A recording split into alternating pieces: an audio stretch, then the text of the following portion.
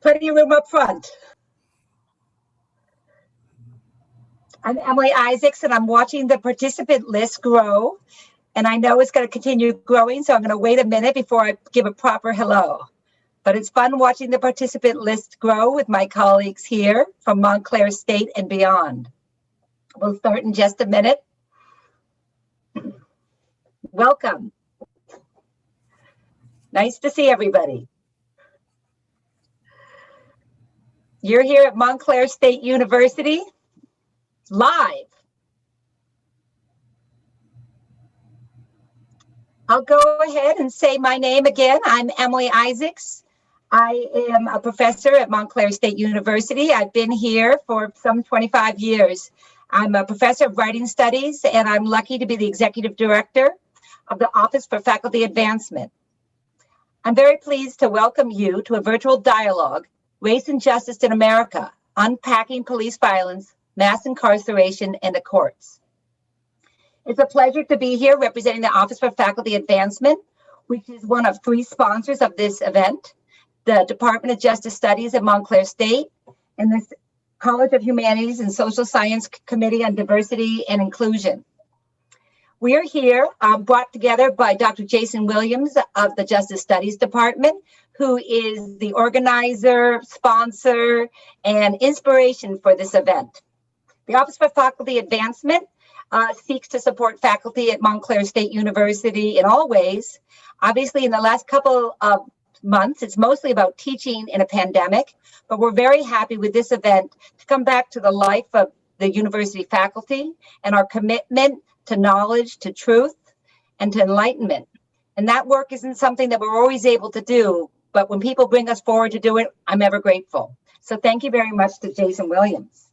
I want to introduce my two colleagues from Montclair State, besides Jason, Dr. Johnny Lorenz and Chris Salvatore, so they can make a few remarks before we get started with our panel. Thank you, Dr. Isaacs. Good evening, everyone. My name is Christopher Salvatore, and I am an associate professor and chairperson of the Department of Justice Studies here at Montclair State. I am also a member of the Working Group for Equity and Inclusion in the College of Humanities and Social Sciences. And I would like to personally welcome the esteemed members of the panel. These experts are doing work that changes policy and practice and will hopefully bring about lasting change in the criminal justice system and our society. In my own work, I have examined the role of race in sentencing decisions and public perceptions of the criminal justice system. And I have found time and again that race plays a critical role in the criminal justice process. As many of you probably already know, there are over 2.3 million people incarcerated in the United States, a large number of whom are racial minorities. From disproportionate rates of arrest and sentencing to the countless cases of wrongful conviction and police misconduct and brutality, we've seen time and again the need for awareness, change, and reform to address institutionalized disparities in the criminal justice system based on race. Scholars, activists, and movements like Black Lives Matter are crucial in bringing about a criminal justice system which operates in a legal, ethically appropriate, and non-discriminatory manner. And it's my hope that as scholars and educators helping to inform the public, practitioners, policymakers, and the young people of our state, that the Department of Justice Studies will also be a part of the solution to these challenges. So I want to thank everyone for their attention, and especially to my colleague, Dr. Williams, for providing me an opportunity to speak at this important event. Thank you, everyone.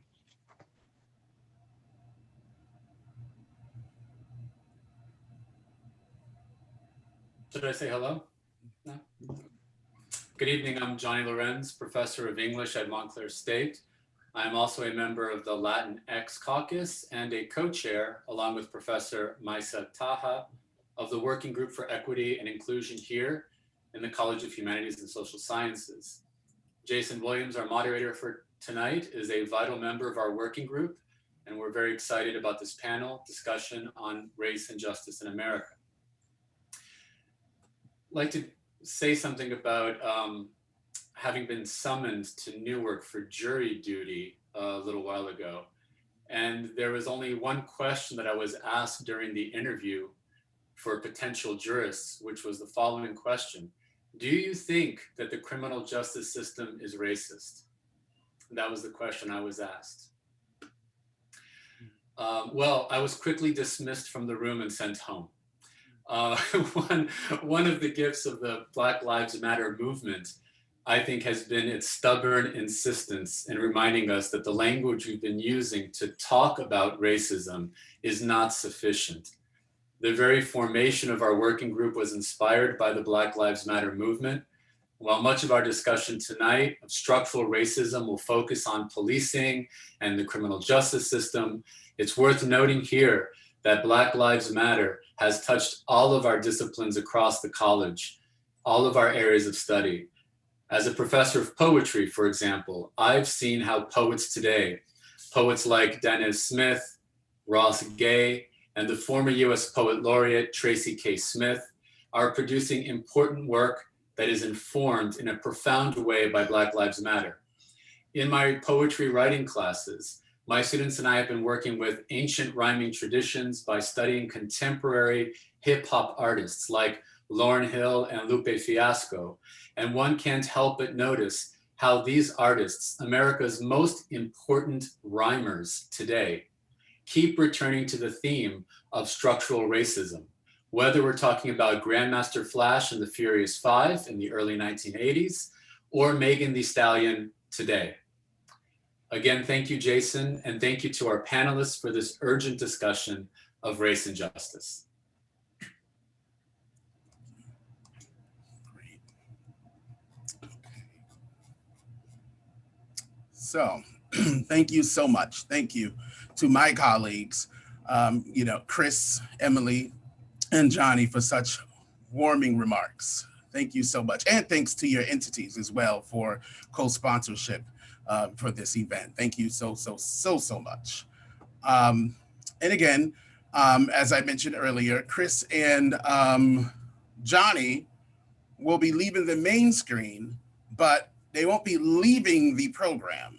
They will be logging back on under their regular logins, such as all of you attendees who are watching us right now. And we're doing this to sort of minimize space on the webinar screen. So if you see them disappear, that's not them leaving us per se. Later in the discussion, we will move to a Q&A period where Emily, who you met, will help us to moderate questions. And you should feel free to ask your questions down below. You should see a Q&A feature down below in the webinar feature here. And you should feel free to type your questions throughout the webinar, from start to finish. Emily will help us to keep tab on these questions. And of course, while we cannot guarantee that we'll get to each and every one of your questions, we will try our hardest to condense and to answer as many as we possibly can. So we apologize in advance. Now, and continuing to give thanks, of course, I'd like to thank you, all of those who are in attendance. And I certainly do this on behalf of my fellow panelists for being here. We thank you for being here with us as we engage in a most pressing topic in today's body politic and throughout social and racial justice activism. We all have been paying attention to the news as well as what might be happening outside our very doors. And as the title exclaims, we are here together tonight for a dialogue, Race and Justice in America, Unpacking Police Violence, Mass Incarceration, and the Courts. And of course, as we know, with the 2020 election right around the corner, in our very last presidential debate tonight, 30 minutes after our discussion here, issues within the administration of justice have become more salient and vicious, given the atrocities of this past summer, surrounding those police-involved deaths of George Floyd, Tony McDade, Breonna Taylor, and so many others. And I should state here that we not only focus our discourses on those who are no longer here with us, but that we also include people who are still living and breathing, right? Because the traumas of excessive police force on bodies who are still alive are traumas that are longstanding.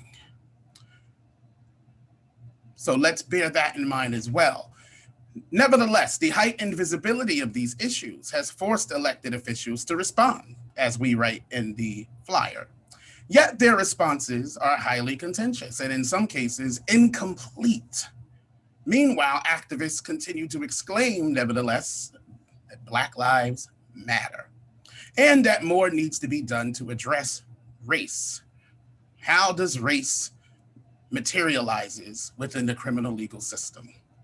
Public discourses are disproportionately void of historical contextualization that typically amounts to a wholesale miseducation of the masses around issues such as race, and again, its materiality within the administration of justice. And this is most unfortunate.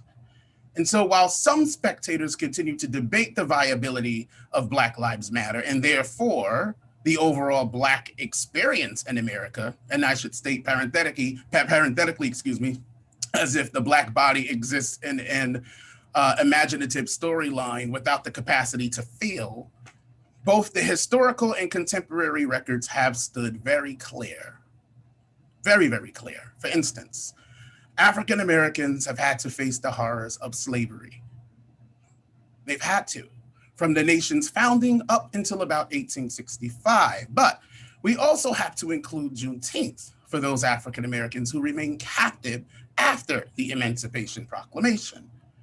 After having been freed, African Americans have had to endure the vicious white supremacist construction known as the Black Codes, later followed by Jim Crow laws, which was designed to hold any upward mobility that Blacks sought to achieve in their newfound freedom, or so they thought.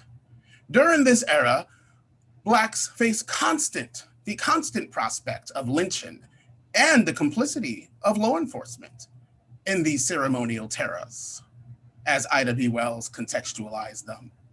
Officers were often involved in these lynchings, and in many instances refused to investigate them. And so here we have our first instance, if you will, of the under-policing of Black bodies, something that we see today in many urban districts or Black communities. During this era, we saw the rise of the convict leasing system, our very first stab at the privatization of prisons, as well as the commodification of human flesh for profit. And of course, Black folks were the targets here. And what this did was it often reintroduced Blacks right on back to the very plantations from which they were just freed, right? So the horrors of the sort of historicity of the brutality that Blacks often have to experience within the administration of justice. Now, the 80s, to move forward a bit here, brought with it its own sort of racially charged criminal justice policies that decimated urban communities. And instead of cultivating policy that could forthrightly respond to poverty and the basic necessities of the mostly impoverished communities of color that these issues targeted and affected, legislators responded through reactive policies that sought to control the problem. So the war on drugs, for instance, did not rid communities of addiction, nor did it consider the roots of addiction. Instead, what it did was it criminalized and racialized the problem and served a purpose of, once again, annexing Blacks from mainstream society and into our nation's prisons. Anti-poverty laws.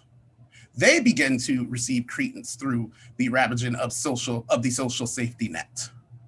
Poor people in public housing. I lived in public housing most of my life. Those receiving food stamps and etc. Well, they found themselves operating in amazingly punitive confines. I often liken it to open air prisons. I can remember living in public housing as a youth and learning about the new zero tolerance policies that came about in the 90s, which terrified many of us. I mean, imagine as a youth living in public housing and just being terrified at the prospect of being evicted as a youth and not necessarily having a clue as to why people were being evicted left and right. But this policy, it was and is still sadly the impetus behind many evictions that occurs in public housing. And again, public housing being a policy being a construction that was built to care for the poor and to cultivate a sense of civility for our society. But let's think about this. Let's think about this for a second. Many of the people who were evicted, well, they were intergenerationally and multidimensionally impoverished as a result of institutional structures and barriers. So in other words, these people, much like my family who lived there, we absolutely needed public housing and the resources that came along with it. So where are they going to go now? To put it short, these are the kinds of policies that lawmakers created that ended up sort of cultivating the very same social problems that they thought they were preventing. Some of those problems, of course, being homelessness, addiction, crime, unemployment, broken families, additional kinds of insecurities such as food or medicinal and so forth and so on. So what we must understand here tonight, hopefully moving forward through this discussion, is how these processes served as systems of social control or policing that were used to keep African Americans in their place. And not only African Americans, but other racial minorities as well. How they served to ensure a status of caste, and how the institution of policing in particular was a reliable tool at the hands of the state that played a major role in the upkeeping of the status quo. The upkeeping, again, of the status quo, particularly around these legal codes that were created. And these negative experiences, of course, would later follow Blacks in particular into our nation's courtrooms, where they would face racism and microaggressions from prosecutors, their very own attorneys, but also from judges and juries. And indeed, these experiences would follow into the arena of corrections. Thus, it is through this historical record that we begin to see the who, what, when, where, and why of that tumultuous relationship between African Americans and the criminal legal system. Justice for African Americans has often been experienced through the fill-in and shadows of centuries-old anti-Black codes and earth-shattering pain. And it is important to understand how that pain matriculates, because it doesn't just stay with the targeted person. These individuals, the targeted person that is, well, they have family members who are also affected, and particularly children whose lives are forever altered in unimaginably and measurable ways. And so the question for us tonight, of course, well, that question being, is it by design? Is the purpose of the criminal legal system, at least as it relates to this group and other racial minorities, is the purpose of the system, is it to be a system of brutality, or are these outcomes that we often speak about, are they unforeseen consequences? So as we embark toward this new phase of political history, we know what lies before us with this election. We are still sort of sitting and wondering what will come this November. For some, their only question is, well, what will be of justice? Will justice come this time? Will my vote count? Will my body be seen? This will certainly be a question of mine if I were a Black woman or a Black trans person. Will my community receive resources? Will democracy spread? All of this and more, of course, is on the table come November. And tonight, of course, we have solicited the help of amazing experts who will aid us in unpacking all of this and some more. So in introducing our guests, first we have Andrea McChristian, Esquire, and she is the Law and Policy Director at the New Jersey Institute for Social Justice. And in this capacity, she leads the implementation of the strategic vision and direction of the Law and Policy Program. Andrea oversees the programmatic function of the Institute's 3 pillars of social justice, democracy and justice, economic justice, and criminal justice reform, Prior to becoming the Law and Policy Director, she served as the Director of Criminal Justice Reform Initiative and has served as the primary author of 3 reports in the Bring Our Children Home Youth Justice series, which helped to form the basis of the 150 Years is Enough campaign. And what did this do? Well, it aimed to close New Jersey's youth prisons and reinvest those funds into community-based programs and services. Next, Dr. Sean Wilson, an assistant professor of sociology and criminal justice at William Patterson University.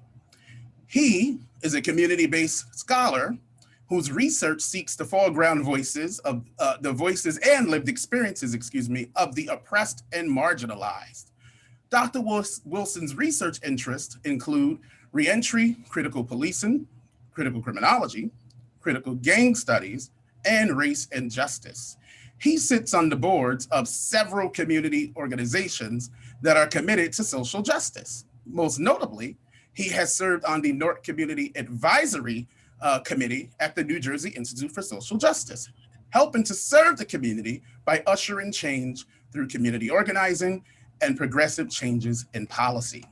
He also serves on the New Jersey Supreme Court's Committee on Diversity, Inclusion, and Community Engagement for the Passaic vicinage. In this capacity, he works with professionals within the judiciary and other helping professions to educate primarily marginalized residents about offerings within the court system. Next, Dr. Andrea Boyles. She is the author of 2 University of California Press books. One book, You Can't Stop the Revolution, Community Disorder and Social Ties in Post-Ferguson America. This book being published in 2019. The next book, Race, Place, and Suburban Policing, Too Close for Comfort, published in 2015. She identifies as a critical feminist race scholar whose scholarship and public work account for social inequality and justice and injustice. And it is thematic to Black citizen police interactions, neighborhood disorder and disadvantage, community development and engagement, and resilience in collective action. She has previously taught within the Missouri prison system, served in various capacities in academia, as well as worked within corporations and organizations such as American Airlines and more. And she's done this on matters pertaining to race and discrimination.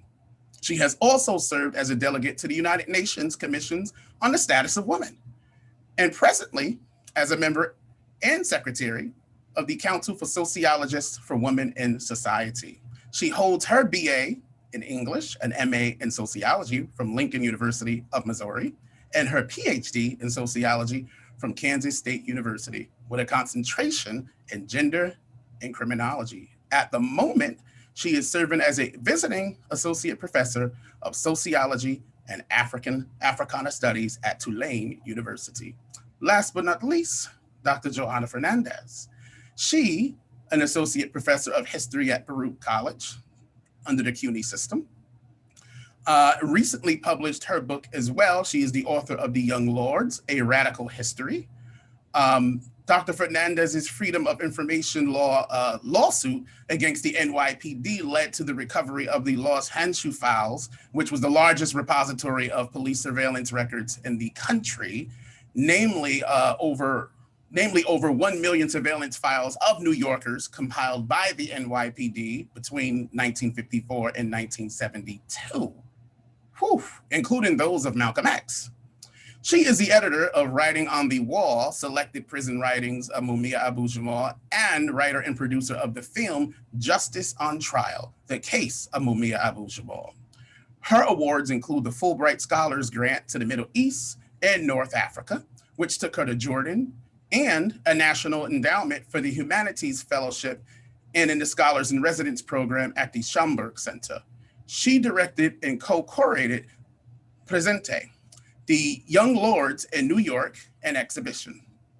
And this was shown in 3 New York City museums and actually cited by the New York Times as one of 2015's top 10 best in art. She received her BA in literature and American civilization from Brown and her PhD in US history from Columbia. And she also runs a wonderful radio show called A New Day on WBAI between 7 and 8 a.m. Monday through Thursday.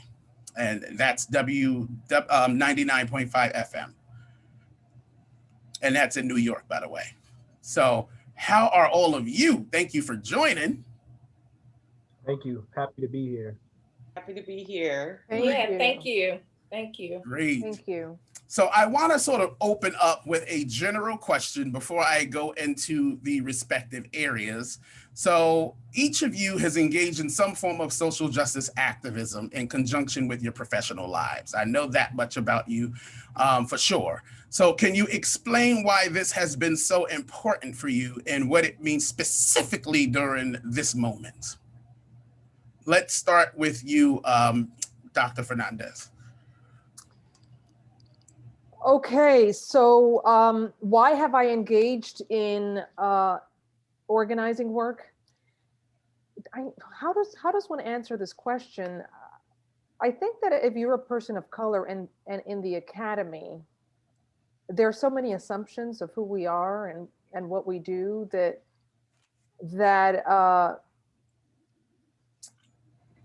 being in the world and being a fighter in the world, I think, comes with the territory. I think class has a lot to do with my my commitment to the world more so than the academy, right? So I was born in the Bronx during the crack epidemic, and I decided to become a professor because I thought that becoming a historian would somehow add to the conversation about the transformation of society. But unfortunately, the American university, more so than other universities around the world, appear to be disconnected from the grassroots and from public discourse. I'll say that I've been involved in political activism from the time I was in college. Again, because the school I went to literally looked at a person's ability to pay in the admissions process. That's Brown. Coming from the Bronx, that just didn't make sense. So of course I was involved in the struggle to transform that, to make education accessible to the people I left behind in the Bronx who I knew were capable. I continued my activism in graduate school, but then I got to Pittsburgh and I started visiting people on death row, and including Mumia Abu-Jamal, some who were guilty of the crime they were accused of, and others who proclaimed their innocence. It really didn't matter. It transformed my life, even though I had studied the criminal justice system before getting to death row, because it was clear that the system strips people of their humanity. And I think that experience of visiting people on death row really wedded me to the fight for human liberation and to the fight for humanizing the dehumanized by our system, racially dehumanized disproportionately. Wow, wow. Dr. Boyles. Good evening, everyone, and thank you again, Dr. Williams, for having me on and being a part of this awesome panel. I think one of the things that I've thought about, this whole idea of being engaged in activism, social justice activism, and then what that means in relations to my professional space, right? And so I don't know that those two are separate or could ever be separate for me. And I would extend that to Black folks in general, Black and brown people in the academy, period.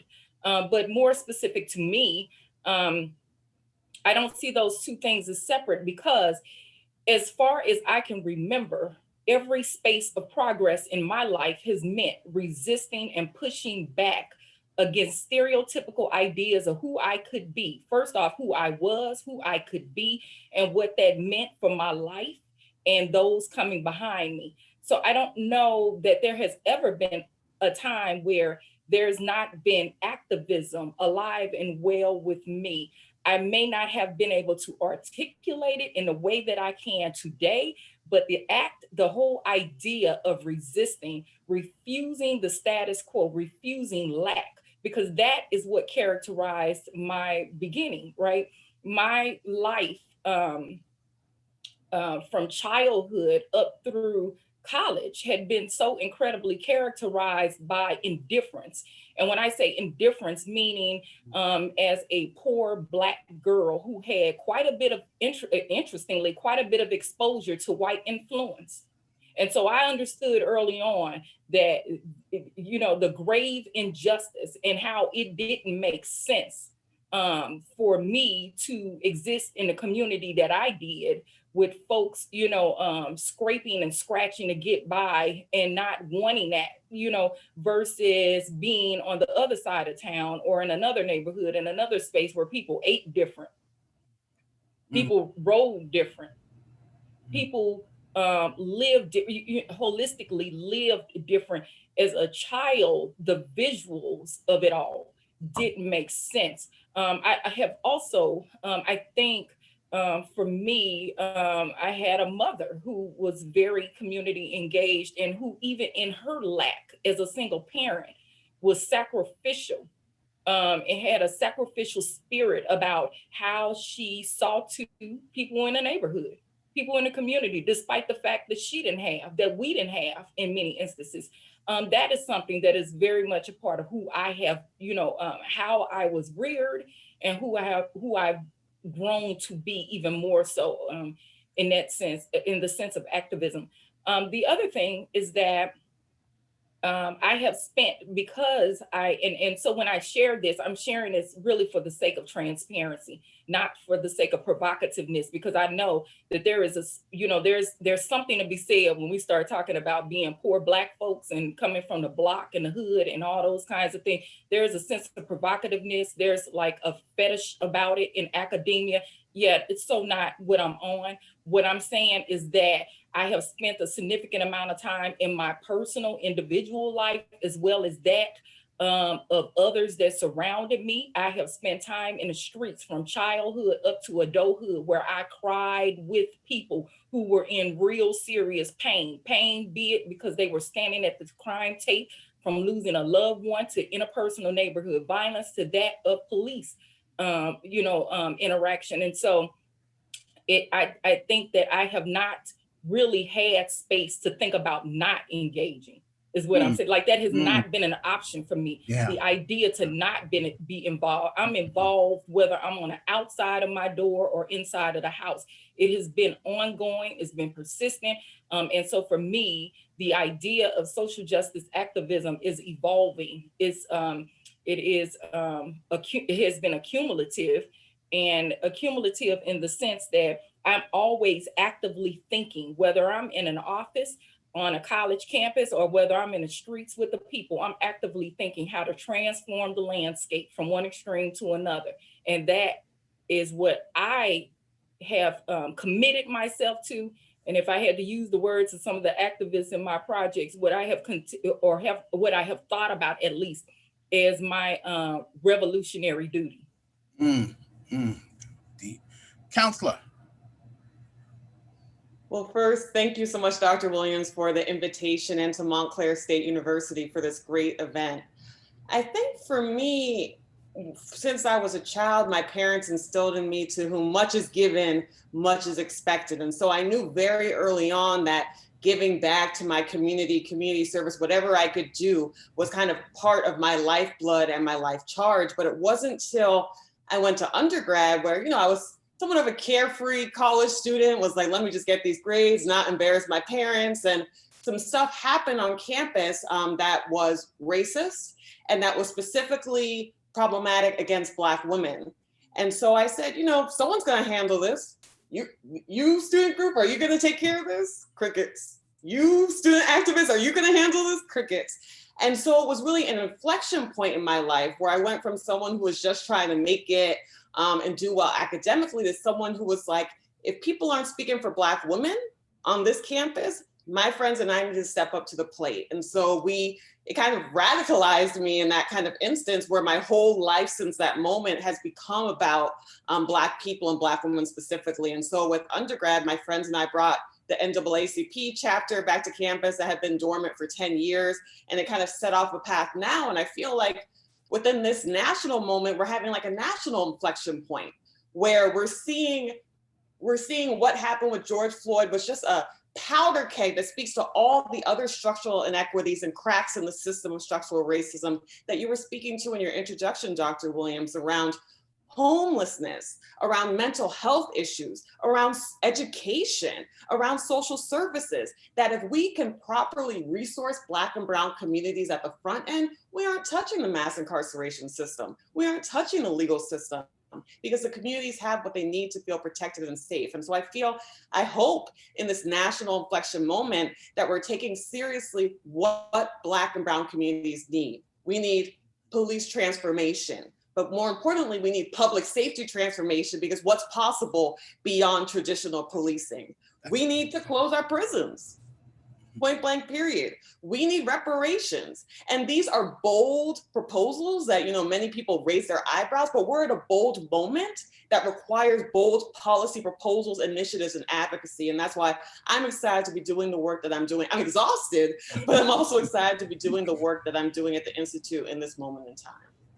Great. Dr. Wilson? Yeah, I would just say that really my activism stems from my grandparents. Just spending time with my grandparents in Virginia and North Carolina during my summers as a child really just highlighted how harmful America has been to Black people. And as a young child, it really just filled me with rage and anger and frustration. And I needed to find a way to kind of channel that energy in a productive way. And by being involved in the community, by trying to change policies, by trying to change practices, was my way to channel that energy. Otherwise, I probably would have, I would be incarcerated right now, most likely. Like many of my family members and friends that have been impacted by the criminal injustice system. And I oftentimes think about Brian Stevenson, how he, speaks to us needing, especially scholars, us needing to be in proximity to the oppressed and marginalized. And that was something I always, took serious as a graduate student, undergraduate student, especially considering the institutions that I went to. So for example, New Jersey City University, where I earned my bachelor's and master's degree, is situated literally right in the hood of Jersey City. And I lived in the hood. So I felt that, these justice-related issues directly impact me, because they did. I was subject to police brutality, racial profiling.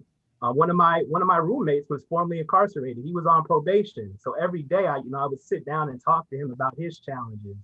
And I found it kind of, contradictory for me to be a criminal justice student and to listen to his struggles and not do something about it. And so that's always been my goal, my passion, my drive, is to try to change institutions of oppression. And also not just in the streets, but also in the academy, right? So challenging oppressive institutions that limit the creativity and abilities of Black scholars, right? We oftentimes do the groundbreaking community-based work that changes lives, but we find that institutions of higher ed aren't always supportive. And so it's important, to me at least, to be active in the community, but also active in holding institutions accountable. And so I like to do that with my, way of public engaging in public scholarship.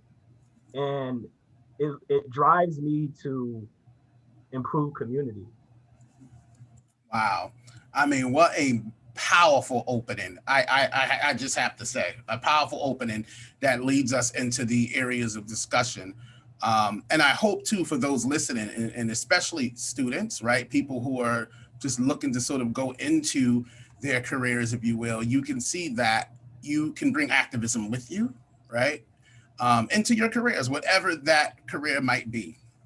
In the area of policing, Dr. Boyles, Regarding the Ferguson resistance in particular, you were there from the very start. In fact, I tell my students all the time about our little collective, when I'm teaching policing or ethnography, and the importance of having a reliable contact on the ground and so forth. But given your position, your position of being a part of that region, living there, so forth and so on, this gave you that bird's eye view of policing in Ferguson and in the broader St. Louis geographies, if you will. In your first book, Race, Place, and Suburban Policing, Too Close for Comfort, you talk about the distinction between suburban and urban policing. Why might this distinction be an important lesson for us following Ferguson? So with the first book, Race, Place, and Suburban Policing, what I had hoped was that, one, I was working to extend what we knew about police and Black citizen interactions, particularly around place, right? Because much of the research had always centered, or at least paid significant amounts of attention to those exchanges in urban settings. And so here there had been some very high profile incidents where there had been decades upon decades of racial tension unfolding in a suburban community like 20 minutes roughly from Ferguson, where you ultimately resulted in a Black man walking in and open shooting and killing folks in a city council meeting. And then also within a couple of years, there had also been an incident where a young Black man retaliated against policing, law enforcement, and he shot and killed, pumped 7 bullets in the upper torso of a police sergeant. And so there had been also DOJ intervention that didn't begin with Ferguson, that actually started in a project, or at least it was one of the things that I was trying to capture and have a broader conversation about from the perspective of those poor Black people who were being scapegoated and didn't have a platform by which they could communicate all those various events that had taken place. It is also important to note that I was trying to also highlight the assumptions of place, right? This idea that Black people somehow only existed in the inner city, and poor Black people particularly. And that if there were Black folks living in suburban space, then they were probably middle or upper class, so to speak. And so what I found and thought was important to note is that there could be nothing quite different from those assumptions, right? There were pockets in enclaves of Black folks living in suburban space who were equally poor. And as some of them have characterized, it really became the ghetto extended across urban space, urban lines. And so here we had another situation of border patrol, right? Which is what ultimately started to play out. And I was able to flesh out more when it came to Ferguson. My initial hope and thought had been that I would be able to get that book, that first book, out the door to maybe provide evidence-based information to thwart incidents that could emerge subsequent to what had happened in that community. Unfortunately, it was just as that book was off to print, and the idea that maybe this would deter future incidents before it could get officially into print. It was during my final run through of edits that Mike Brown was killed. And so it is in that day, within hours, that it was, once he was killed, I was actually in the library across town combing through the last, and you all that have published, with that process, literally going through the last of the edits. And beelined ultimately from the library into Ferguson. And so hopefully, I think that answers your question. I don't want to go too far. It definitely does, about race, place, right? Just the geographies of policing. It was like the thing I was hoping to provide information, evidence-based information to avoid occurring again. It literally happened again in a way that exacerbated everything I had initially been discussing. And we'll come back to that. Counselor, as you know, we've had our very own police and mishaps right here in Newark, New Jersey, that led to the police department having to enter under a consent decree. Being part of the monitoring team, you've paid witness to some of the consent decree processes with the Newark Police Department. Can you delve a bit into its purpose and why it was so important for the people of Newark to have that decree implemented?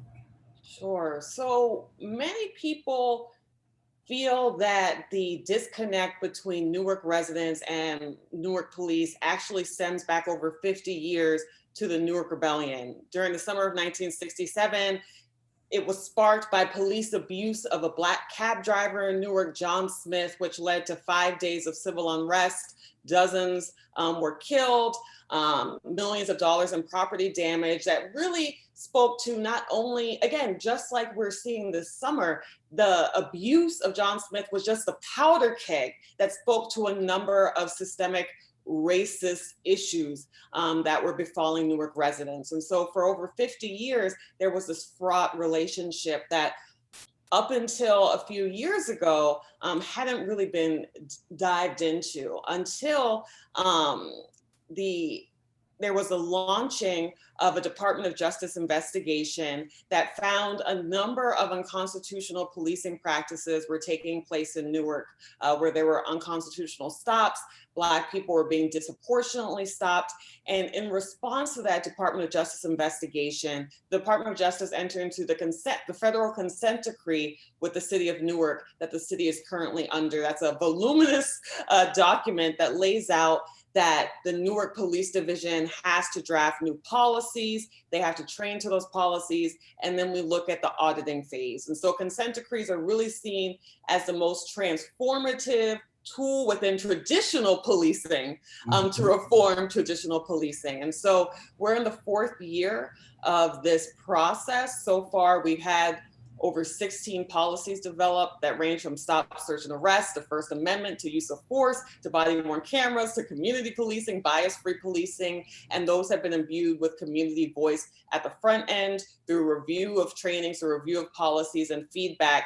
And we're about to enter into, fully the auditing phase to understand if there's an actual culture change on the ground. But importantly, besides that consent decree process where the Institute is happy to serve on the monitoring team, again, this is traditional police reform. Something that's important to us as well is outside of traditional policing, what do communities need to feel safe? What does that look like? That looks like creating restorative justice models so that when there is a harm committed in the community, we can bring community actors together to see if the harm can be redressed outside law enforcement. That looks like non-police first responders. So if there's a mental health concern, where we know a lot of these police issues stem from mental health concerns, instead of having law enforcement come who may not be properly trained and may honestly escalate the situation, let's have a non-police first responder who's trained in mental health services come to resolve that as well.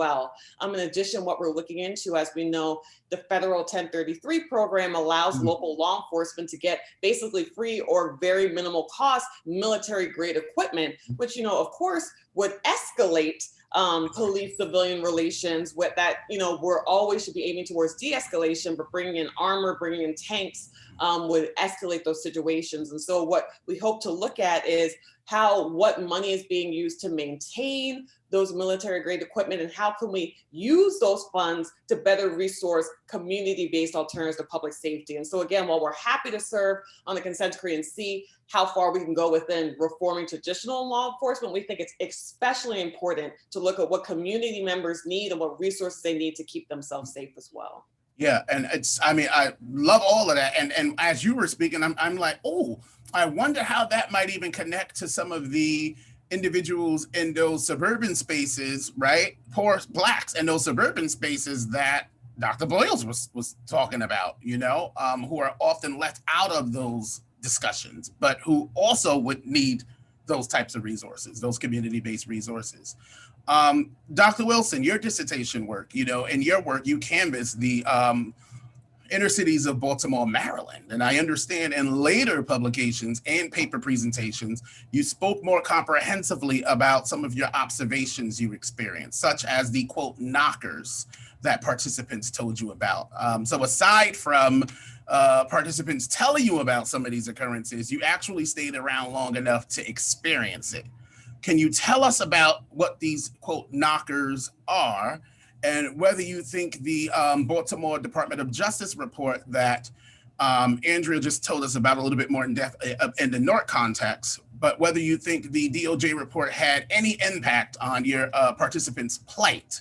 Are they better off today? Great question. So I think Baltimore, it's important for us to pay close attention to Baltimore, especially after Freddie Gray's lynching, which happened in 2015, right? So we're in 2020 right now. So we're at a moment where we're talking about potentially reforming or even abolishing police. And Baltimore is a perfect example of kind of what police reform looks like. When you think about the consent decree and what it was supposed to change in Baltimore, as far as the unconstitutional policing, excessive force, the way they didn't respond to sexual assault cases, and just the inhumane practices which they unfortunately carried out on Black communities in Baltimore. And so I utilize Georgia Sabey's concept of petite apartheid, and it's tragically undercited and underappreciated. But Georgia Sabey argues that it's important for us to look at the daily informal interactions that individuals have, especially Black people, that we have with the police. Because oftentimes those are ignored, right? When we think about Baltimore, we typically think about Freddie Gray.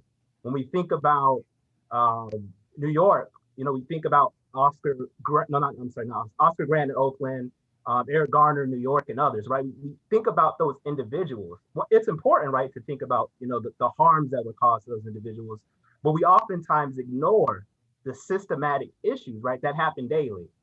And when we think about Baltimore, we see that not much has really changed since the 2015 consent decree.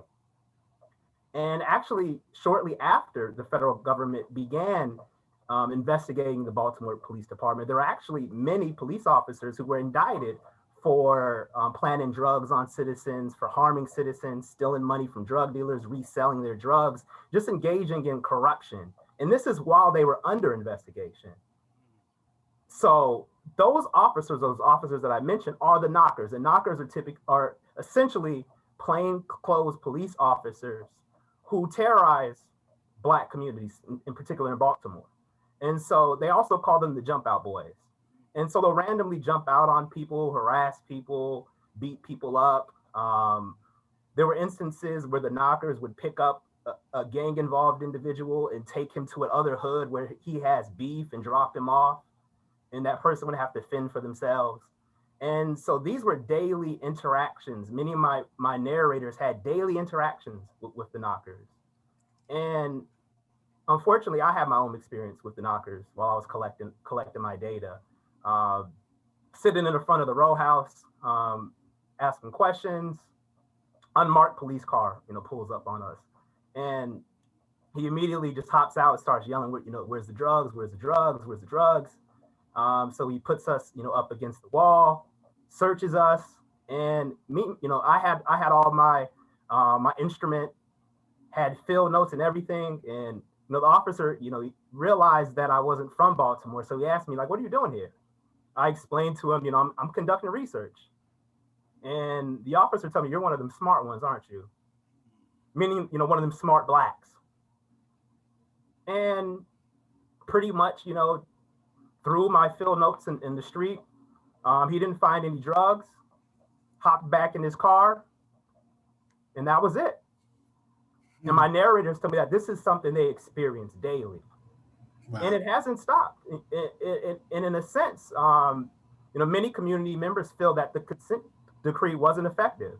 I mean, there have been many instances and reports of police officers, although they had to implement a body-worn camera program, there have been many instances where police officers have actually played around with the body-worn cameras. Instances where they've tried to get individuals to admit to engaging in crime, even though they didn't.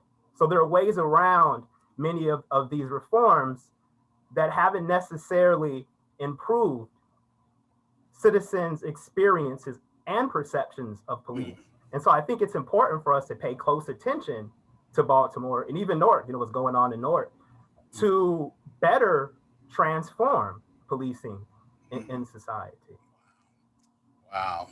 Whew. I mean, it just goes to show, and it also connects back to what, Andrea McChristian, like what you were saying, as far as going beyond traditional policing, right? If these reforms are showing not to work, then what is going to work? Dr. Fernandez, as noted in your bio, you have long had these battles with the NYPD around a variety of social justice causes, and I can name many of them. But when you encapsulate the many issues you've been fighting around for many, many years, and the issues you've written about, under the banner of surveillance, when you encapsulate it under the banner of surveillance, how would you go about addressing the importance of we the people, right? We the people needing to be ever vigilant about the institution of policing as a surveillance collector, and particularly in relation to marginalized people?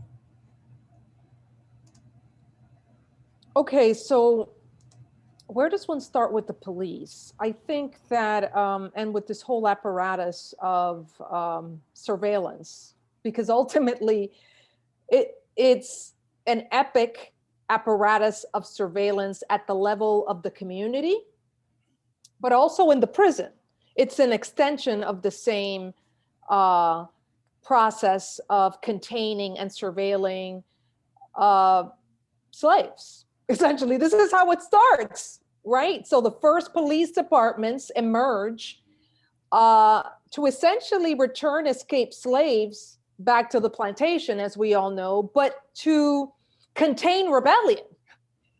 I don't know what to say about the police versus we the people, other than that I just learned that during the pandemic, billionaires in the United States increased their wealth by 30%. This is on top of a society that was already savagely unequal. So when you have that kind of savage inequality, you have to contain the people most likely to resist. And historically, the police has served that function in the United States, in Nigeria, in Haiti, in the Dominican Republic, in Puerto Rico, and around the world.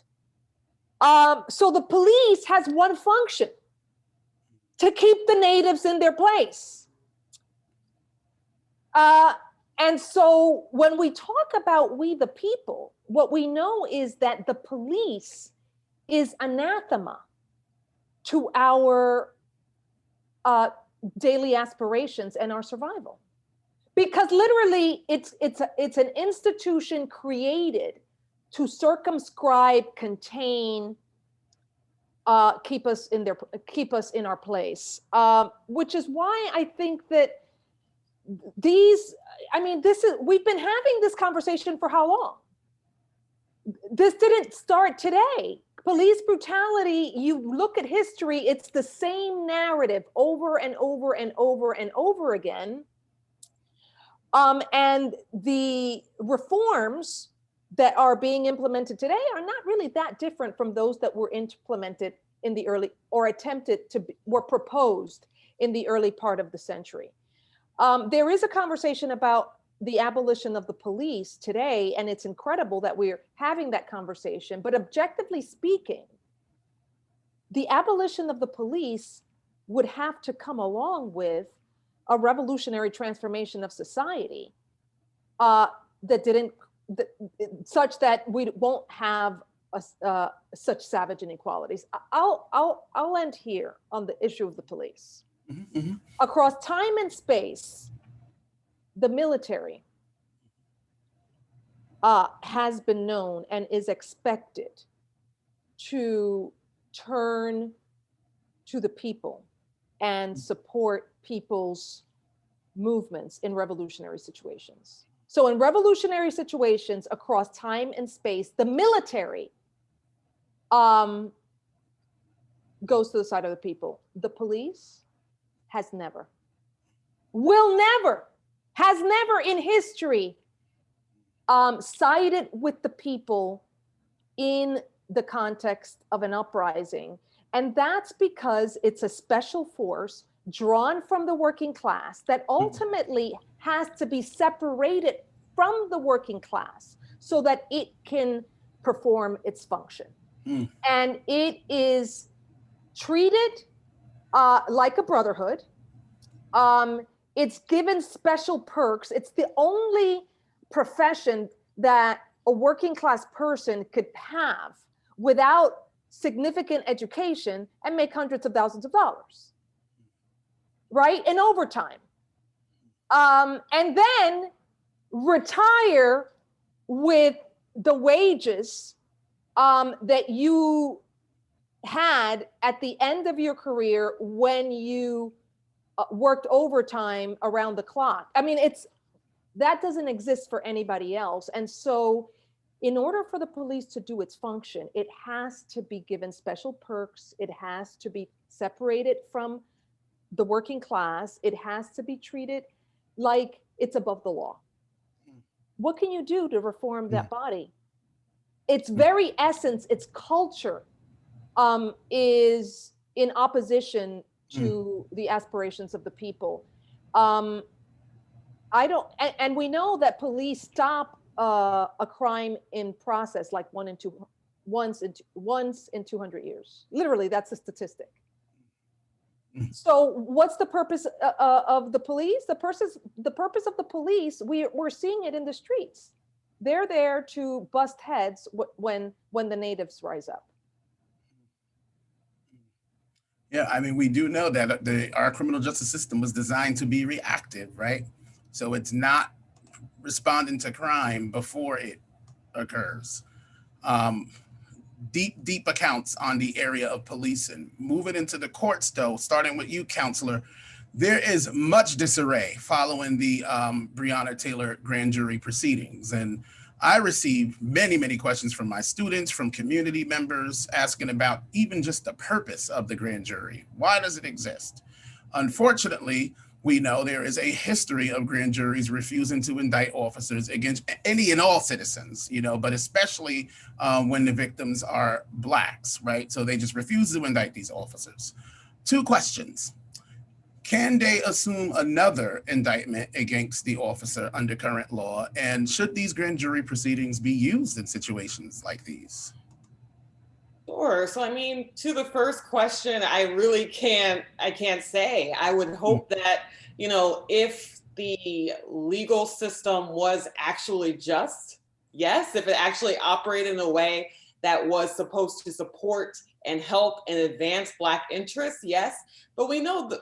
Why was the law created? The law was not created to benefit marginalized people. The law was created to uphold, at the time, landed white heteronormative men, and has been promulgated in such a way since our nation's founding. So, I mean, I would like to be hopeful, but I think the fact that we were even to get as much information as we were able to get was not because of the legal system, but was because of a juror who had faith and who had conviction, who wanted to hold truth to power, because they said, maybe I don't understand all the legal implications, but I know this isn't right.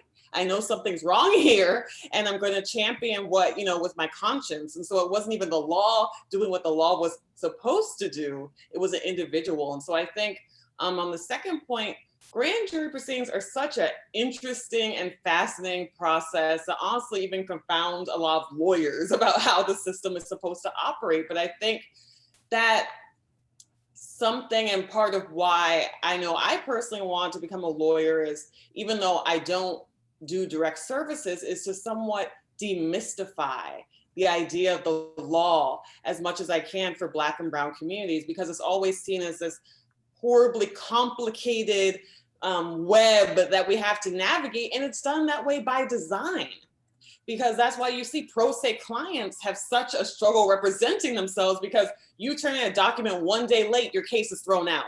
You didn't do this one motion this proper way, your motion is dismissed. And I know for me personally, even when I was in law school, one of my clients was representing himself pro se. He had been incarcerated for about 20 years on a wrongful conviction. He had represented himself for like 20 years and had filed habeas cases, which, if anyone knows, habeas law is one of the most complicated legal bodies when someone's been incarcerated and trying to free themselves. And so I think the grand jury proceedings and the confusion around it really just speaks overall to the confusion of the law. The fact that the law was not necessarily designed to help, but was designed to maintain a certain status quo. And so to your initial question, Dr. Williams, I'm hopeful that we're able to get another indictment. The law is going to do what it's going to do in many situations. Sorry to end on a downbeat, but completely understand and agree also. Dr. Wilson, quoting from CNN, a report that was made public Thursday reveals, quote, long simmering racial tensions, unquote, among court officers and racist statements made openly by attorneys, judges, and other courthouse personnel, in New York State courts. The report was spurred by the killing of George Floyd and came 2 days after a Brooklyn court officer allegedly posted a racist illustration depicting President Obama with a noose around his neck.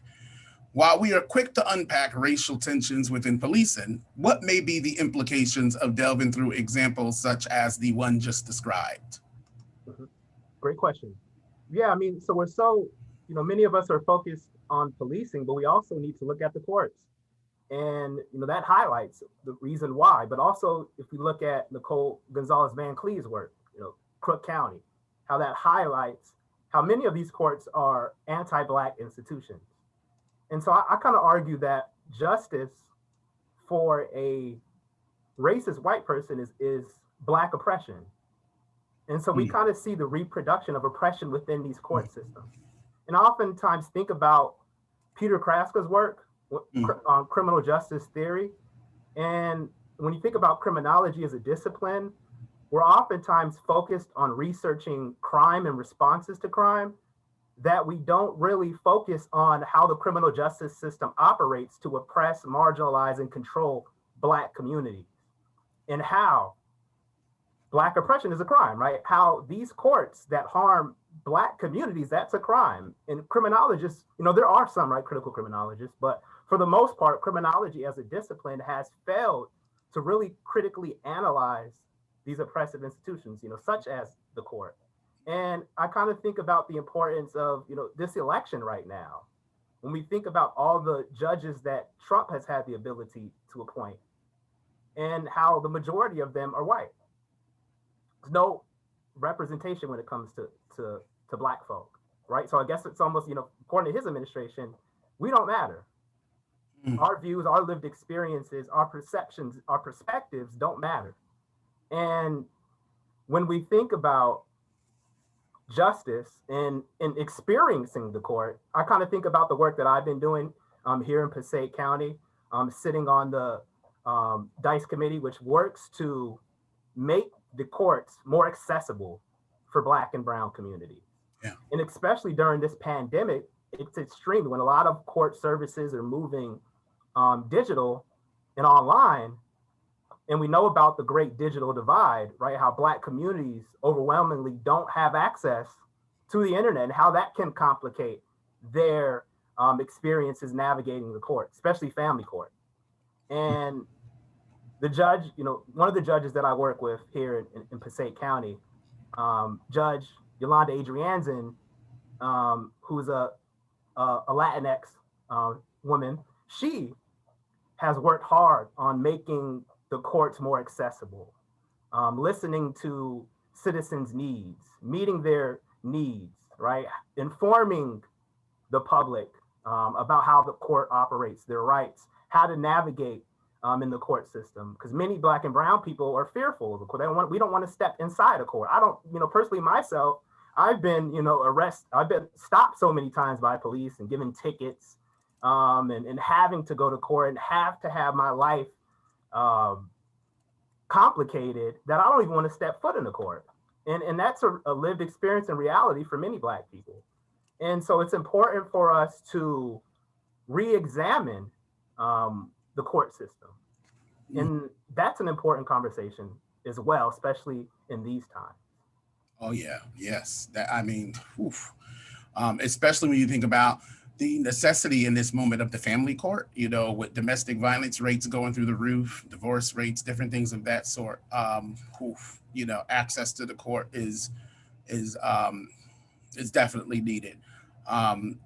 Dr. Fernandez, but what about equal access to the courts? You know, you have long been an advocate for Mumia Abu-Jamal, and while his troubles with the courts are well documented, you know, I must say personally, aside from the criminal proceedings, his quest to get medical attention with hopes of reprieve through the courts was most depressing for me. Is there a different kind of court system for people like he?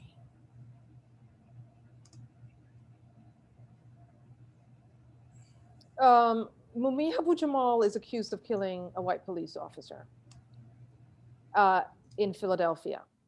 And as Rochelle, a Black police officer in Philadelphia, who's been in the news lately, told me, there's no middle ground to killing a police officer. Because in the post, she didn't tell me this, but in the post-civil rights movement era, the killing of a police officer and Black men as police killers came to replace the myth of Black men as rapists. And that's because of the rebellion launched by the Black Panther Party, which was not an operation to kill police, but rather to defend the Black community from police violence through the use of Second Amendment rights legally in the courts. That's what happened in Oakland in 1966.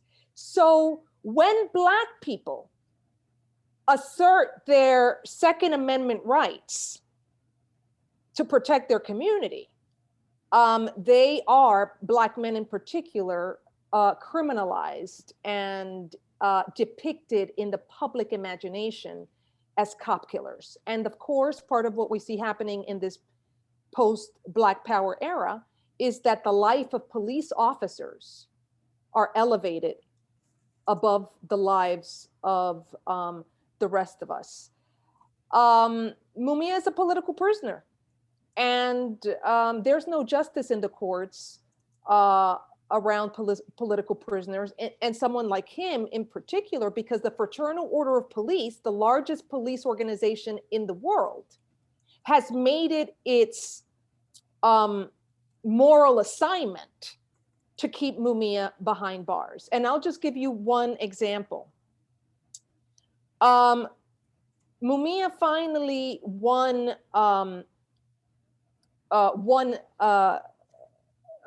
relief on a grievance. And the grievance was that the judge who reviewed his appellate process had a conflict of interest and should have recused himself because he had previously been a prosecutor. Imagine that. That's another issue with the criminal justice system, that it's very incestuous. Prosecutors become judges. And they, in fact, oversee the same cases as prosecutors and judges. Well, in 2016, the Williams case established for the first time the parameters of judicial bias, that you can't be both prosecutor and judge in the same case. Mumia won. And that meant that all of his appeals from the 1990s to 2012, which had been denied by the Pennsylvania Supreme Court, were now up for re-review. Well, what did the Fraternal Order of Police do through the widow of the fallen police officer that Mumia is wrongfully accused of killing? She filed what is known as a King's Bench petition. Rare, unheard of, no one imagined that this would fly in the courtroom. It's a special and rare petition that asked the Pennsylvania Supreme Court to override all of the decisions of the lower courts and intervene in a special case concerning the well-being of the citizens of Pennsylvania. So she argued that the Pennsylvania Supreme Court had to intervene and stop the course of justice in Mumia's case. Why? Because she argued the prosecutor in Mumia's case, Larry Krasner, who's a progressive prosecutor, had a conflict of interest and was in cahoots with Mumia's attorneys. So that's what. So the case has been stopped for the last 6 or 7 or 8 months because of the influence of special interests in the process, the Fraternal Order of Police. And it's not any special interest. What we see, the problem with the courts is that the prosecutors and the police are and the judges are in bed with each other. So what justice system are we talking about? And this is Mumia. This is not just about Mumia. Of course, Mumia is a special case because he's a political prisoner, but this is what happens in the justice system day in and day out. Yeah, the takeaway on that, the incestuous nature of the court system in terms of like how prosecutors graduate into judges, I think is something to definitely underscore here. Alongside everything else, of course, but that is something that, I don't think most people think about. Dr. Boyles, the non-verdict of Officer Wilson sent fire waves through the nation, of course. And once again, you were there for it all. Given your many hours of participant observation and your attendance at hundreds of community events, what say you about the community members' trust within the court system, particularly, well, I would say in Ferguson, but in the surrounding area then and now? So to be clear, St. Louis is home, born and raised in St. Louis. And so when the nation and the world is discussing these issues, that's home to me. So that's not just space where, it just happens to be, a headline, right? Mm-hmm. That is actually home. These are neighborhoods that I'm intimately familiar with, and a system that as a resident, I have been subject to at the state and local level. The same ones that are playing out against Michael Brown, even in death, the same system that is playing out and exonerated essentially Darren Wilson, kept him out of court. And so I take all these matters, I take a special, I am especially tuned in because it's hometown. But having said that, folks have been distrustful of the system holistically in St. Louis, just like Black folks across the nation, just like Black folks across the world historically, because the story has been the same across locations. It's not changed. And the reality of it is that St. Louis and Missouri particularly has extended. We've got to think about it, I guess, historically, is a state that actually requested extending enslavement. So we can have a conversation about Ferguson, and we can have a conversation about Ferguson being a suburb of St. Louis, but we also need to have a conversation about St. Louis being embedded in a state that requested the expansion of enslavement. Mm-hmm. So there is a deep, and also within the context of it being the same very state, the same very city in which the Dred Scott case was tried as well. So there is a long-standing, deep-rooted history in the state of Missouri as a red, very conservative state that had extremely supported enslavement. But there is also one when we talk about St. Louis and the political dynamic and the maneuvering across urban and suburban space in terms of Derek Wilson, that he is one of several.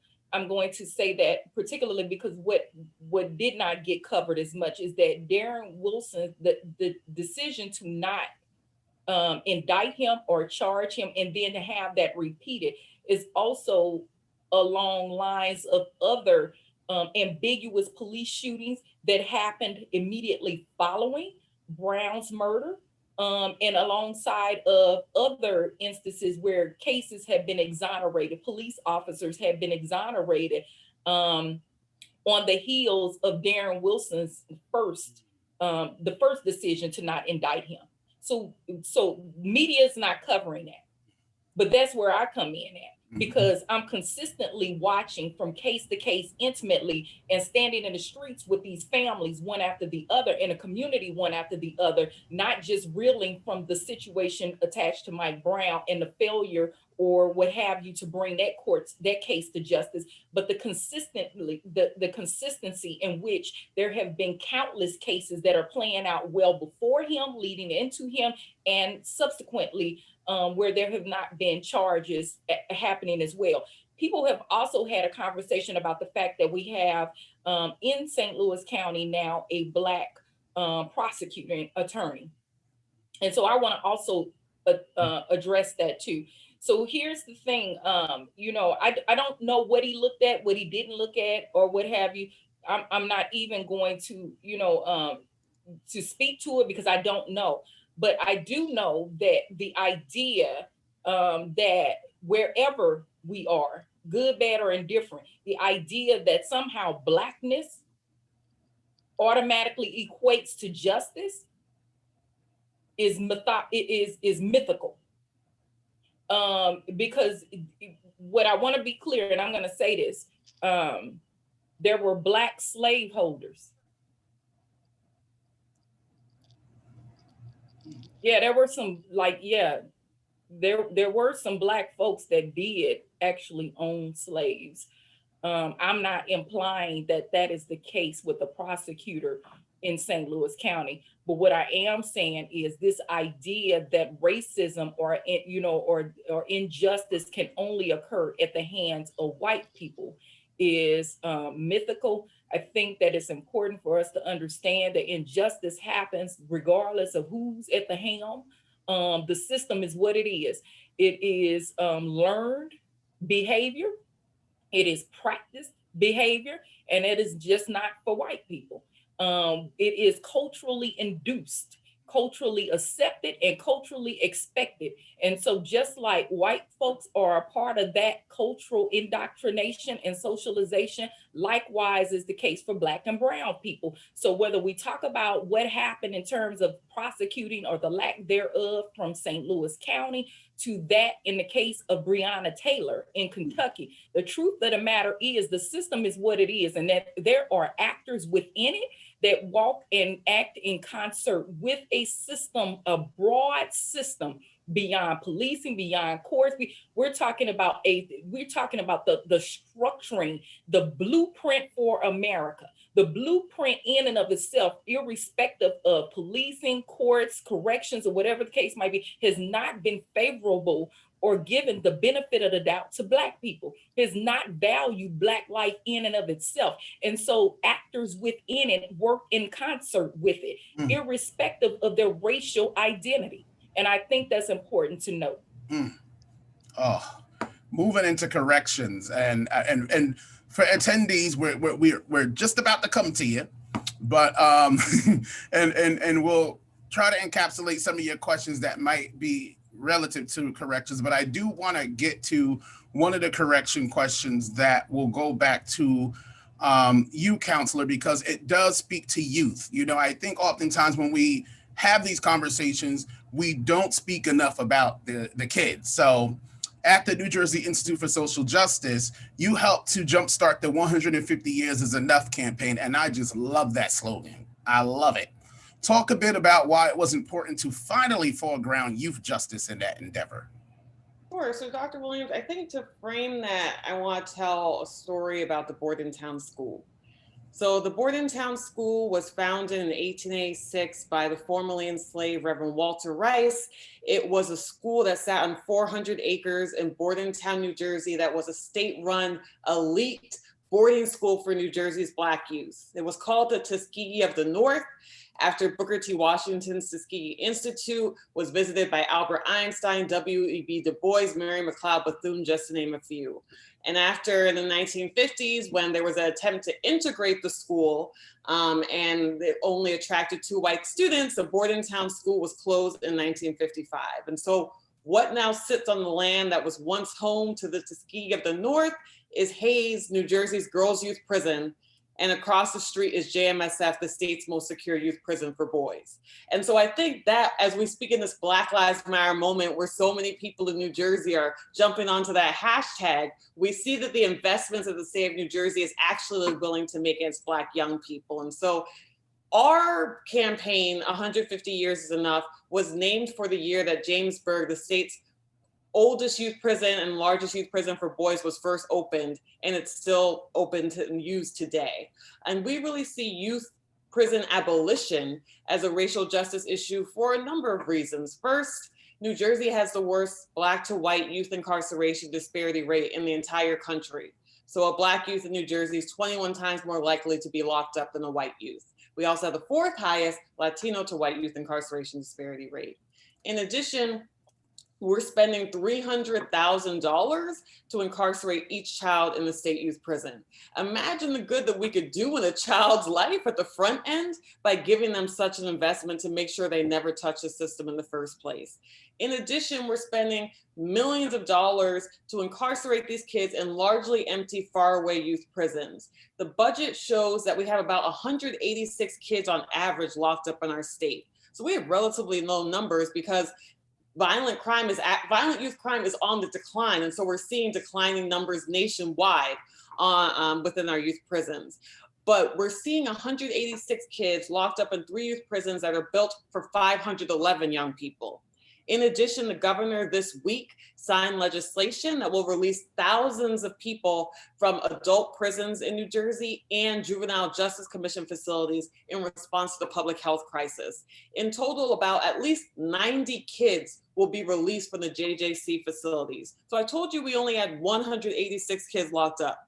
90 of those kids will be released. So even smaller numbers, and that can't be justified when we know that community-based placements and community-based treatment and services is more effective at rehabilitating young people, especially from a system where our current youth prisons, we see about 28% of young people released from these youth prisons end up right back within them within 3 years. So they're not increasing public safety. So with our campaign, we want to reinvest funds, $100 million actually into front-end youth programs. And we take that $100 million from the amount that Governor Murphy previously committed to tackling the opioid crisis, which we know affects certain demographics. And we want to make sure that those goes into our Black and brown communities to make sure our kids stay with their families, stay within their communities. And if in the small instance, they have to be placed out of home because they safely can't be rehabilitated in the community, they should be in community-based placement so that they can be connected to their communities and don't have to worry about reintegration upon release. Which again, research shows is the best route forward, right, for these youth. And it's a form of racial justice. Exactly. Which we need on this matter. So what I want to do is pivot to some of the Q&As since we are at that 7:50 to 8 o'clock time point. And my great friend, Dr. Emily Isaacs, is going to come in now and help to coordinate that with us. Thanks for being back. You'll have to unmute. There you go. You'd think after all these months I know how to unmute, but apparently I don't. So I have a first question from Dylan Barton. I'm curious to know of the history of the phrase mass incarceration. I think I'm drawn strongest to the word mass. Why the use of this word and not, say, disproportionate, as in disproportionate incarceration? Any shot by the panelists?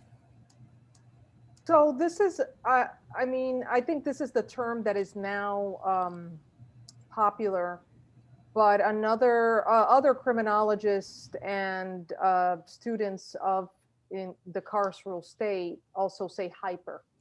It's a hyper incarceration of certain groups of people in the United States, Black people, other people of color, Latinos in particular. And I just want to say one thing. So yeah, it is. It doesn't quite reflect what's actually going on. Dr. Williams, when you were talking earlier, your introduction, you mentioned the Black codes, but as you continued the conversation, it was very clear that we have Black codes today. We're just not calling it that. Mm-hmm. And we need to get back to calling it Black codes to really reflect reality. This is what I have to say about hyper incarceration and mass incarceration. And we know these statistics. In 1973, there were 200,000 people imprisoned in America. Today, we have 2.3 million people imprisoned in America. The rate of crime has remained the same. This disfiguration of our communities is a crime against humanity. It's a crime against humanity. Our communities have been destroyed. Parents have been separated from children. In the Bronx, not too long ago, an alphabet soup of militarized police organizations descended in Eastchester, the Eastchester neighborhood, and arrested 120 youth, the Eastchester 120, in a gang raid that used the RICO laws, which essentially is the law that uses association to put folks in prison. It was initially supposedly deployed against the mafia, but it's been mostly used against young Black people in the United States. So this is a crime against humanity. And when I think about the reforms that are being proposed to end the police and its militarization or end the mass incarceration, I'm thinking there is an ocean of injustice that should never have happened. And our proposal is to literally take a little spoon and empty the ocean with a spoon. That's what reform, look, it's insane. Oh, how are we going to solve it? Oh, through progressive prosecutors. How is that possible? The job of a prosecutor is to prosecute. We need to decarcerate. We need to decarcerate and figure out other more humane means of addressing social problems. We need schools. We need hospitals. We need community centers. We need a different kind of justice, restorative justice.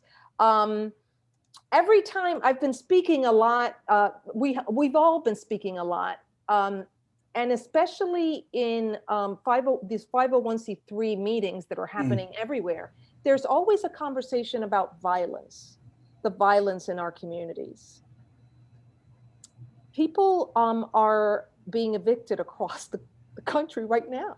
That's violence. That's the real violence that exists in our communities that in fact lead to greater problems.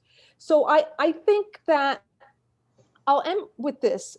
In 1864 or 1860, at the start of the Civil War, the abolitionists were looked at like they were crazy, and in fact, they were shot up at. They were the abolitionists, people who were talking about the end of slavery, were feared for their lives because they were being attacked. They were thought of as crazy people.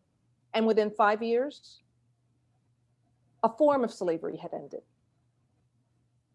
We have an opportunity really to be the crazy people who say, yeah, we got to get rid of the prisons, hook, line, and sinker. They don't have a place in our society if we say that we're human and humanistic.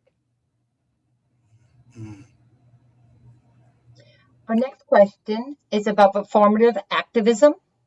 The question is from Charcy Wiggum is, what are the panelists' thoughts on performative activism from politicians and non-Black people as a form of minimizing Black trauma? I'll hop in on that. It is extremely insulting.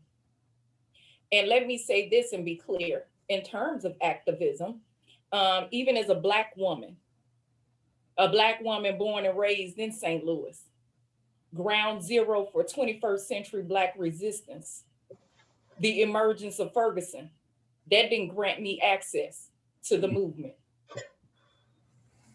I have had to say that time and time again, and I have been purposeful in saying it because there is an assumption that if you show up, automatically you are granted access into the movement. That's not what that is.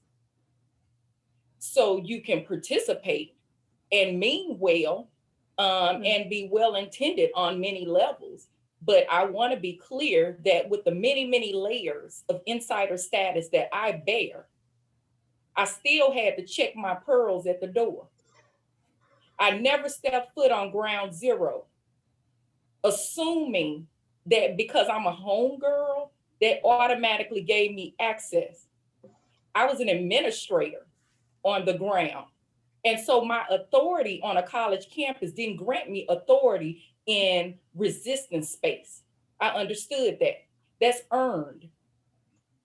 There is a measure of sacrifice that takes place mentally, emotionally, and otherwise. These are folks, based on my experience, that are not engaging just for the sake of the camera lens. These are people who live and breathe sacrificially from sun up to sundown. They did that before Brown's death and many of the other ambiguous killings and so forth were really not ambiguous. My point is these issues as they emerge, whether live or dead, these are people who are living in many respects sacrificially for the sake of community all day, every day, with their lives hanging in a balance.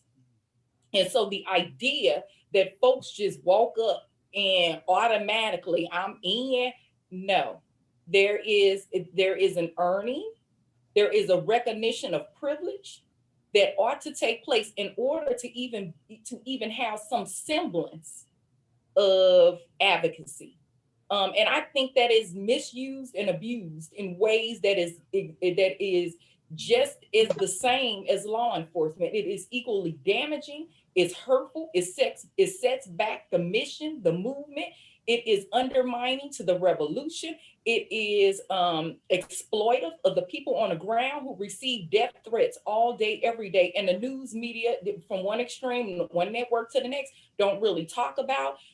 I think that we are gravely misunderstanding the depth in which sacrifice means and looks like for these people as they exist from sun up to sundown. And so the performance of it all, that gets called out on the ground, at least in the spaces where I have been. You can't, those kinds of things they lead to further mistrust. People are very conscientious about who they join or align themselves with. They don't go to every table because every table is not about progress. Every table is not about revolutionizing and transforming the mission. So I think we really need to, and I'm not suggesting not to be involved, but what I am suggesting is the same way as a Black woman with all sorts of inside status, same way I have to check my privilege and stand down. I really encourage folks who are going to be involved in these processes that you too recognize your spaces of privilege, check that, stand down. You're not in charge. You're not. And so it is undermining to suggest or conduct oneself as if that's the opposite. And can I just add on to that?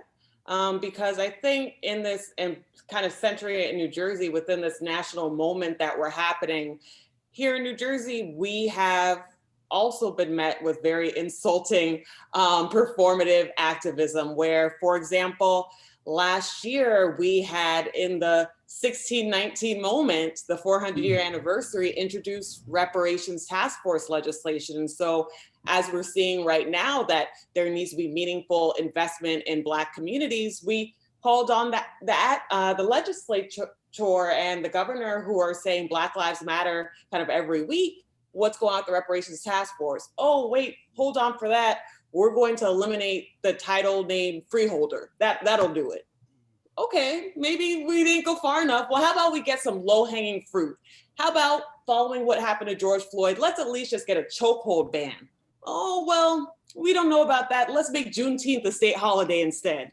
So what we're being met with is when we're trying to do both bold policy proposals and things that honestly are low-hanging reforms, we're being met with performance. We're being met with things that look great for optics, but aren't making meaningful investments in Black communities. And so just to do a plug, something that we've done at the Institute, we created this document, 10 ways to do racial justice advocacy after you say Black Lives Matter. And I can put it in the chat. That includes policies ranging from youth justice transformation to community-based public safety options, to creating that reparations task force, to just doing a chokehold ban. That we think that these are 10 things ranging from reform to the boldest proposals we can possibly think of that can make New Jersey actually move away from just rhetoric about Black Lives Matter to actually making sure Black Lives Matter in the state. Can I chime in real quick, if you don't mind? Yeah, I think it's important for us to hold fake allies accountable in any way that we can, because they're extremely dangerous. And so I think about so we briefly discussed mass incarceration, and I do a lot of work around reentry. And I've noticed that a lot of, in particular, white women, I hope I'm not offending anybody, but a lot of white women have begun going into prisons as a way to, I guess, educate the incarcerated. And my amazing sisters at the JMI Sisterhood, which includes Dr. Brielle Willingham, Dr. Aaron Corbett, Dr. Bahia Muhammad, and others have spoke to this reality. They have addressed how harmful this can be, right? Going into prisons and with trying to colonize these spaces. And meanwhile, we have sisters who are doing the work, who are directly impacted by mass incarceration, who have the lived experience. And so I think it's important in these times to foreground the marginalized, foreground Black and brown people's voices, lived experiences, and take a step back. Because it's really not about you right now. And I've seen a lot of people who are trying to get, I guess, social justice warrior stickers that they can put on their walls and say, I'm an ally and I'm an advocate. And I mean, it's important. We need allies, but there's a way to do it. You can be behind the scenes fighting for justice. I mean, we have many amazing allies here in the state of New Jersey, with many of the institutions and organizations that I work with, and they do the work and you wouldn't even know about it. And so I think that's problematic, especially in the age of social media, where a lot of people want likes and retweets, and it's cool to say Black Lives Matter. But do you practice that daily? Are you practicing that in your lives? And so I think that's important. We have a couple questions on police reform and abolition of the police, and I'll take this one.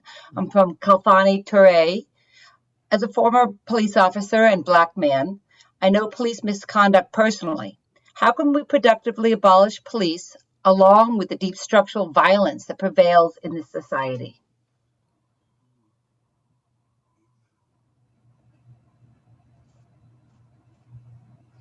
Can you repeat that question? Yes. Kafani Torres, as a former police officer and Black man, I know police misconduct personally. How can we productively abolish police along with the deep structural violence that prevails in this society? So it's about abolishing the police. Well, I would say that we first need to listen to the people who come in contact with police the most. And I think that's the best way to go about finding solutions to what works. Because oftentimes we have all these technocrats who don't really have the lived experience, don't know what it's like to live in a community that's under constant police surveillance. And as a result, we have all these flawed reforms that don't really change the systematic issues within policing. And so it has to be community-based. It has to be based on what the community wants and needs. And I think that's been one of the major issues within policing in many of their policies, is that they don't really listen to the community. And these aren't new issues, right? These have been issues that have been happening for decades. And we continue to have these same problems. Like for Baltimore, for instance, these are historical issues. And there have been so-called reforms that really haven't changed much. And so I think the problem lies with our inability not to take the concerns and lived experiences of the oppressed and marginalized serious. The way we criminalize these communities, we tolerate police brutality, many of us in society, and that's extremely problematic. So I think we need to rethink how we view the police, but how we view these communities that are oftentimes over policed. If we see their humanity, perhaps society will begin to think about changing some of these oppressive institutions. And so we kind of see that now with how Black Lives Matter is beginning to be embraced by more white people. They're beginning to have these conversations in their circles. They're beginning to even re-examine their thoughts and perceptions of police, although they don't have the similar lived experiences. And so like Dr. Williams always, speaks to in his research of how policing is intersectional, it truly is intersectional. And we must take that into consideration when crafting policies. And like Dr. Boyles mentioned, just because a city has a Black police chief doesn't mean that those practices and policies are going to change. And even in instances where there are individuals within these institutions who want to change these institutions, we find that they meet backlash. If you look at the NYPD 12, the amazing documentary Crime and Punishment highlights the struggles that the courageous NYPD 12 experienced, some of the retaliation they experienced for pointing out systematic racism within the NYPD. And so it's kind of complicated, to discuss these issues with my students, because many of them want to go into this system to change it. And it's kind of hard to do so when this has been a historic institution that has historically marginalized, killed, and oppressed, Black communities. So I just think that we need to look at these issues in a nuanced, intersectional, critical way. Can I say something really quickly, give an example? And this is something that Jose Saldaña has said a number of times. He's the director of Release Aging People in Prison. There are thousands of elderly people in prison, people over the age of 50, who stand to die in prison if they get COVID-19, who've done 20, 30 years, who are not going to be engaged in recidivism, but these are people with an enormous amount of experience as diplomats in the prison. This is a proposal.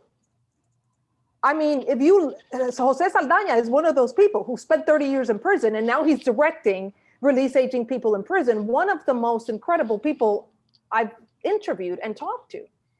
Why not bring those people who've spent a lifetime in prison and train them and introduce them to the community to help us resolve conflict?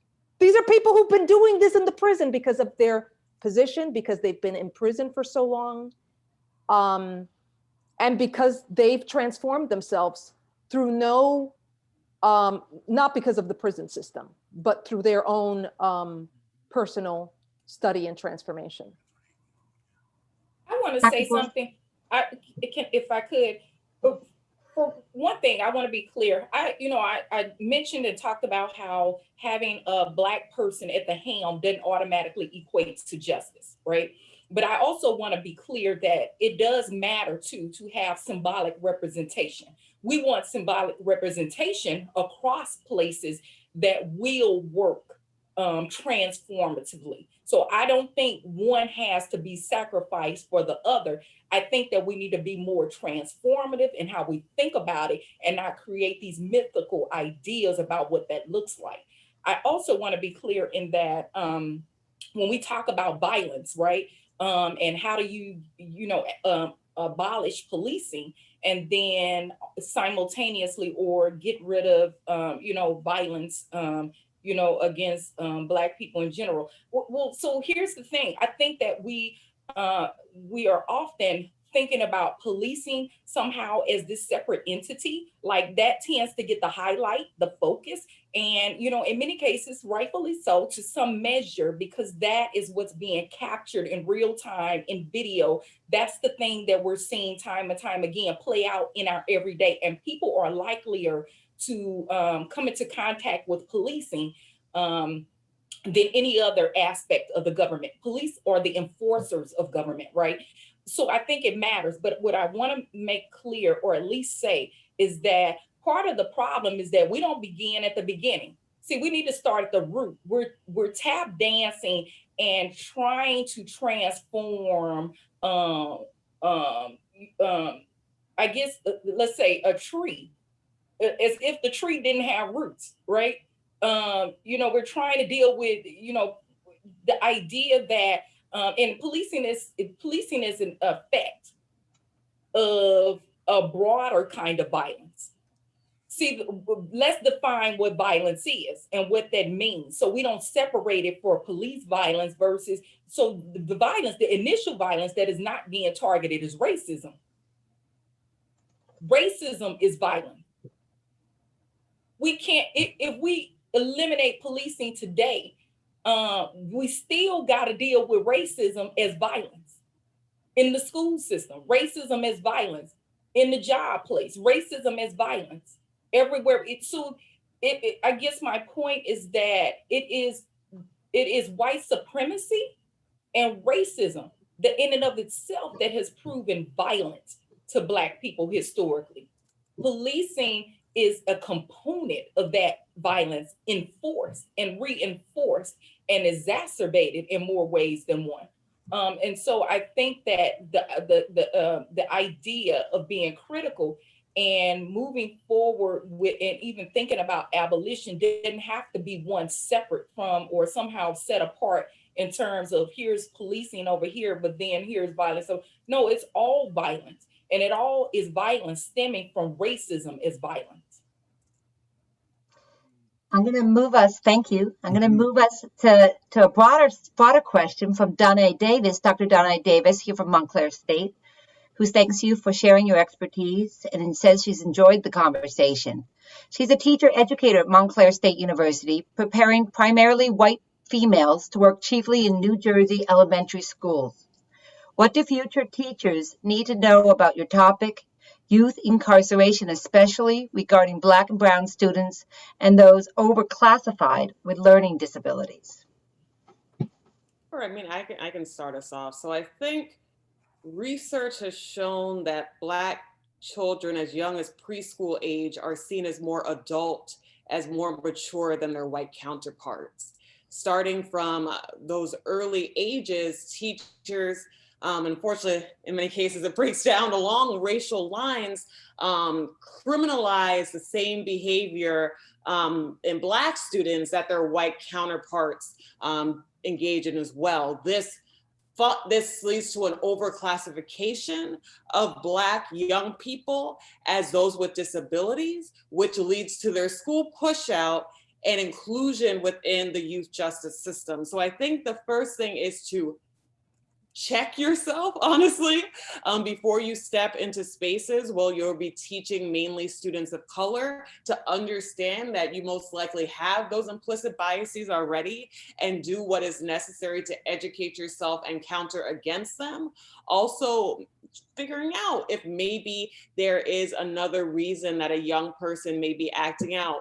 ACEs is a very important factor. Trauma that they may have experienced at home that they're bringing to the school environment is a very important factor. Learn about your students, talk to your students, because a classification, especially one at an early age, can be the first marker that puts their foot into the youth justice system. So I think just being as educated and aware of your own biases as you can is the most important thing I can think of.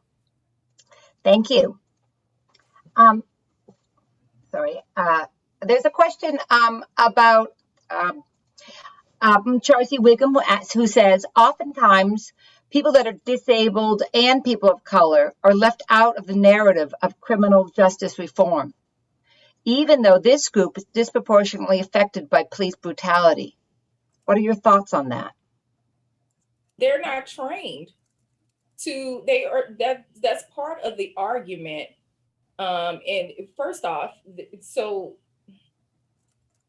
inherently, they have been really and truly situated as if babysitters for communities that, or that have been historically scapegoated by the federal government. So folks who have been identified, I guess my point is that it's a social Darwinistic perspective. It's a social Darwinistic approach. Only the strong will survive. Well, the idea that only the strong will survive, and therefore anybody less than should be left to their own demise, should just sort of fall off. They are considered or identified as social baggage, so to speak, and not worthy of intervening. That seems to have been the historic philosophy with much of this. And so the idea is that they have not been considered valuable, worth intervening. They have been identified as not the fitter of human species, and therefore shouldn't be survivable. There is no reason to even engage in a particular way, to leave them to their own demise, so to speak, and to focus more so on, again, protecting white agenda, white interests, white space, and what that means and looks like in the grand scheme of things. So I think it's consistent, even with those populations. I think that there is a way to have a conversation about them. For me, I talk about a lot of it, especially in this recent work, as community disorder. That encapsulates a lot of people. And I challenge the idea of even what disorder is.